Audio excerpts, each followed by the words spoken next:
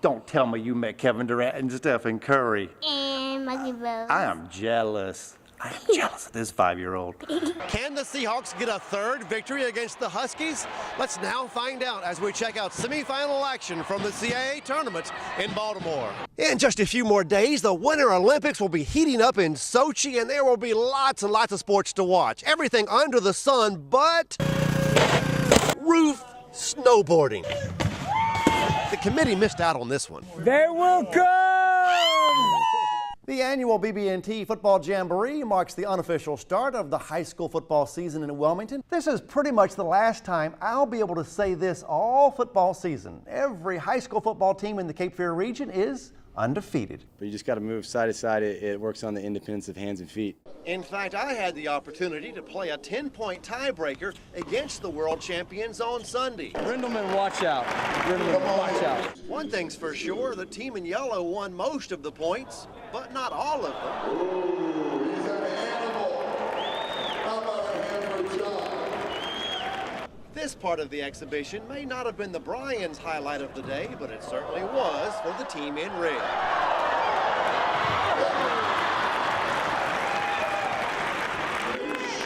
Just as soon as Marcel Burns' match started on Saturday, it ended. A 5-second pin in wrestling, boy, is that impressive, and it is now a record in New Hanover County. 5, 4, 3, 2, 1. Junior Marcel Burns of Laney only needed 5 seconds to pin his Croatan High School opponent on Saturday.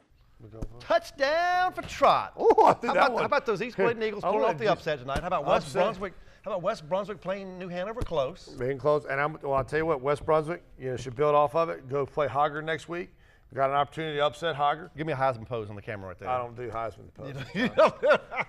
I try to there get you it. go. I got to scoot back further. All right, one more. Right That'll do it for tonight's show, everybody. Trot and I. John Rendleman coming at you from 5 County Stadium. Got my good friend Chucky Brown with me here in Raleigh. On Monday afternoon, the Seahawks watched the NCAA selection show. Can the dream season continue for the Laney soccer team? We won't know until game time.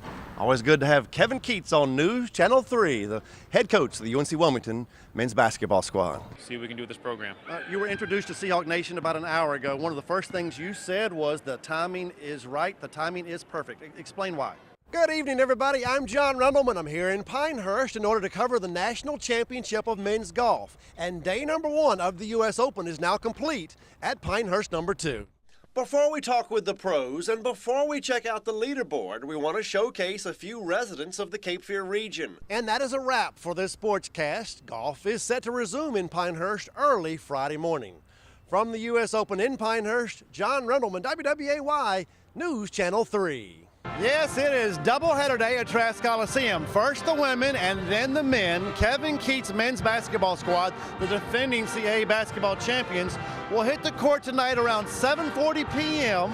against the Panthers from Claflin. That start time's a bit approximate because of 2 different factors. Number 1, there's going to be a ring ceremony tonight, and number 2, the men's basketball game cannot start until the women's game ends, and they're going to have a little bit of a gap between the end of the women's game and the start of the men's game. The Seahawk women will open the season against the Spartans from Norfolk State. That game started at 4:30. Once again, the Seahawk men will play the Claflin Panthers tonight. It's a season opener for the men, the season opener for the women, and we'll have highlights of both of these games tonight on the 5th quarter. From Trask Coliseum, John Rendleman, WWAY News Channel 3. When I made my appearance on the court, I was just hoping to keep standing, but that did not happen. It seemed like every time I touched the ball, I got fouled. I even got spanked a few times. That was not part of the arrangement. I did score a point, though. That was a huge bonus, a big bonus. But for some reason, I just kept getting fouled. And for some reason, I also spent a lot of time on the bench. But to be perfectly honest, that's where I belonged on this night. And that's where I was the most comfortable. Before the game started, I attempted to make a switch with the national anthem singer. I don't think he liked my offer. I'm gonna sing the national anthem. You're gonna throw the first pitch. What do you think about that? We'll see. We'll see. Come on, be in the spirit of the game. It's baseball, Sharks baseball at the Shark Tank. You got any advice for this guy throwing this pitch out? pump it in there, put it in there, you know. They say you're the perfect pitcher. I'm not perfect, as we found out last time. I'm not perfect. Hey, but you threw a perfect game last week. It's true, it's true. These guys at the Evolution Gym have given me a nickname here at Riceville Beach. They call me Fresh Meat. I wonder if that's the compliment or not. I guess I'll find out in Wilmington on Saturday, July 19th. John Rendleman, WWAY, News Channel 3.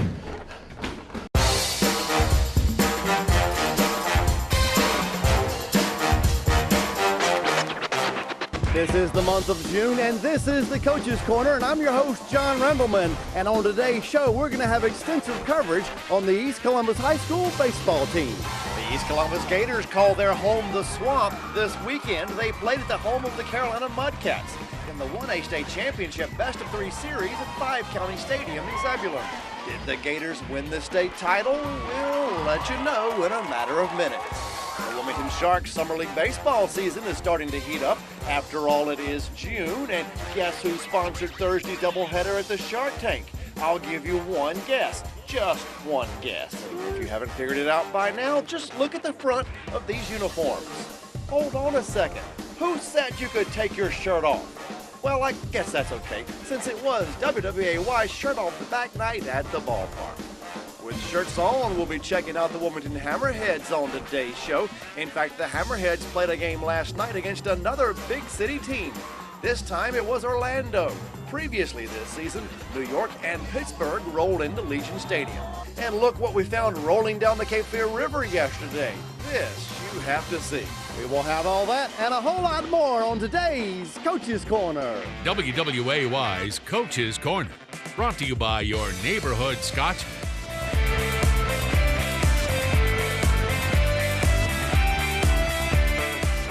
It's about time to put a wrap on today's Coach's Corner show. Up next, I'm going to talk with a Harlem Globetrotter. But first, I want to let you know that I'm taking my assignment of playing against the Globetrotters seriously. I've been practicing a lot. Now, it's pretty easy when you don't have any defense. But apparently, I need more work because it seems like everybody's taking me to school these days.